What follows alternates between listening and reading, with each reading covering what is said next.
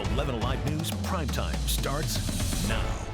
And we begin tonight with breaking news during a violent weekend across metro Atlanta. You were looking at the scene moments ago along Flat Shoals Parkway in DeKalb County. Police say a 17-year-old boy was found dead there at the scene. 2 other kids were hurt, including a 16-year-old boy shot in the hand and an 11-year-old boy shot in the finger. All of this happening during a vigil for a recent homicide victim. Taneas McCune was killed on Friday night at the Highlands and East Atlanta apartments near Gresham Park in an attempted home invasion. In that case, 4 suspects were identified. 1 was killed, and the other 3 surviving suspects are expected to face murder charges. This story is still developing at this hour. We will pass along any details on air and on 11alive.com. Meantime, family, friends, and the community joined together tonight to remember a 12-year-old boy shot and killed outside Atlantic Station Saturday night. Gunfire struck 5 other teens as well. Right now, one of them remains in critical condition. 11 Alive's Dawn White joining us now with how the boy's family is remembering him. Dawn, the family, I'm sure, very emotionally distraught. Well, they are, Joe, and actually the aunt of this young boy, Zion Charles, he describes him as respectful and kind. He had a twin sister and 4 younger siblings who are now coming to terms with him never coming home. Because of love like that. A somber mood and a sense of grief filled this parking lot. I just want everybody just to know that our hearts are hurting and it's heavy. Denicia Charles, 12-year-old Zion Charles's aunt, helped to organize this vigil to show her sister the community cares about her loss. He was loved. He was somebody's son, somebody's brother, somebody's nephew, somebody's cousin, somebody's grandson. Zion lost his life after being shot outside Atlantic Station while hanging out with some friends. Zion was a bystander, just a child wanting to have fun with other kids. And he was not the target. He did not hurt anyone. Zaria Charles is Zion's twin and remembers him as full of life and love. Even if he was in your bad moment, he would always make you laugh, no matter what you were sad about or mad or disappointed about. People can help, first of all, by just praying for us. Prayer is like the #1 thing that we need right now. And Zion's aunt tells me the family is taking this loss day by day, and also they're beginning to make plans for his funeral. And Dawn, Zion, the lone deadly victim in this shooting near Atlantic Station. What else did the family tell you about him? Well, they told me that he was a student at KIPP Metro Atlanta, and I saw many of his teachers and his fellow students at that vigil. They had tears in their eyes, and they were in disbelief that this 12-year-old is gone. A lot of life left ahead of him. Dawn, thank you so much for following the story from the very beginning. This investigation into Saturday's shooting continues. Today, Atlanta city leaders shared the latest on this case. According to Mayor Andre Dickens, roughly 100 young people were in that area at the time of the shooting. APD saying the large group was escorted off Atlantic Station's property by off-duty officers. But once the group moved over to 17th Street near the overpass of the downtown connector, an argument broke out and it led to gunfire on Market Street. This afternoon, Atlanta's mayor and police chief called on other groups to help them curb this type of violence. Everyone involved yesterday was a teenager, and we recovered 3 handguns from this location.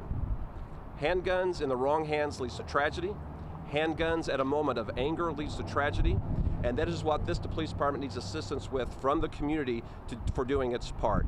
I'm a parent of a 17-year-old daughter in this city, and it is my everyday task to make sure I know where she is from time she goes to school to her volleyball practice, to her after-school job, to visiting friends. And so I'm asking parents right now that you use your phones, your Android or your iPhones. They all have trackers.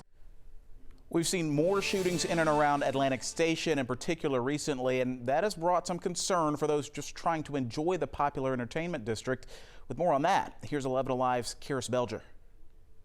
I would have never expected it, and it was just so crazy. What started as an average Saturday at Atlantic Station quickly turned chaotic for Ivana Slavagov. You know, a lot of adolescents running, for their life, so to speak. This latest act of violence, which left a 12-year-old dead and at least 5 others injured, came with the sound of gunfire, a sound Ivana clearly described. Boom, boom, boom, boom, boom, boom, boom. I would say approximately 30 shots, probably. Approximately 30 shots were fired. Saturday's shooting brought a strong reaction Sunday from Atlanta Mayor Andre Dickens. Then the whole village has a responsibility, and the whole village is impacted.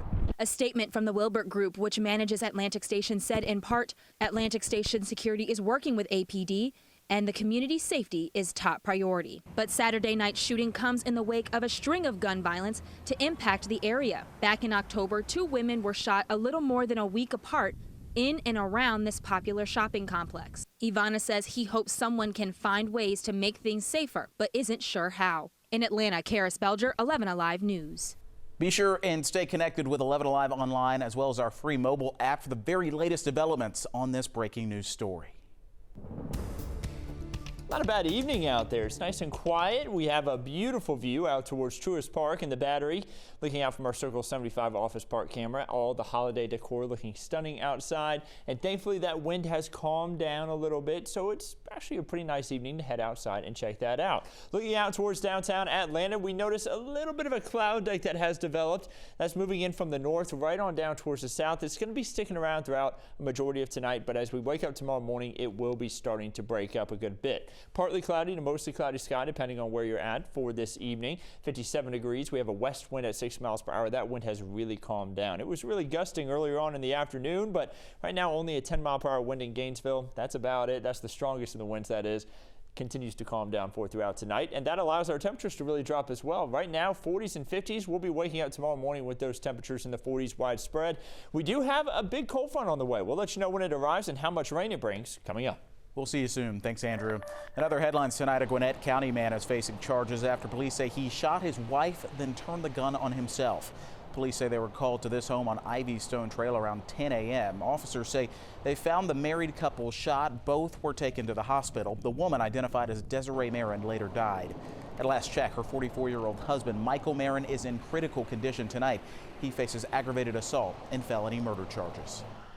Crews had to battle yet another fire at a homeless encampment overnight. This one happening over at Lennox Road near Buford Highway. Last week, the city of Atlanta and GDOT started clearing out homeless encampments near I-85 after a fire burned most of that homeless community down. GDOT said urban camping is illegal, creates a public safety hazard, plus can cost up to $100,000 in taxpayer money to clean up.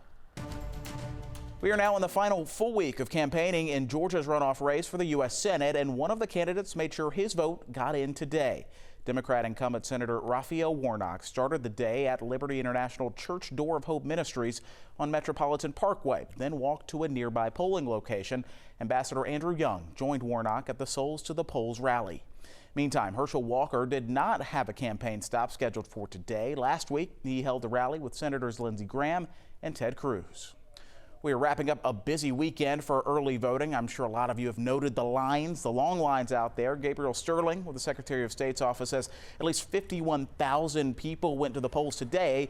Add that to the nearly 70,000 who showed up in select counties on Saturday, pushing the early vote total into 6 figures. Tomorrow, all Georgia counties will offer early voting, and Monday, remember, is the deadline for you to request an absentee ballot. Once you receive your ballot, be sure you mail it back in as soon as possible to make sure it arrives to your county election office on time. For a full county-by-county breakdown of early voting locations, all you have to do is text the word early to the number you see on your screen. That number, 404-885-7600. You can find everything you need to know as well at 11alive.com. If there's still a pile of Thanksgiving leftovers waiting in your fridge, you might be in a losing race against the clock. We verify just how much time you have to eat them all before it's too late.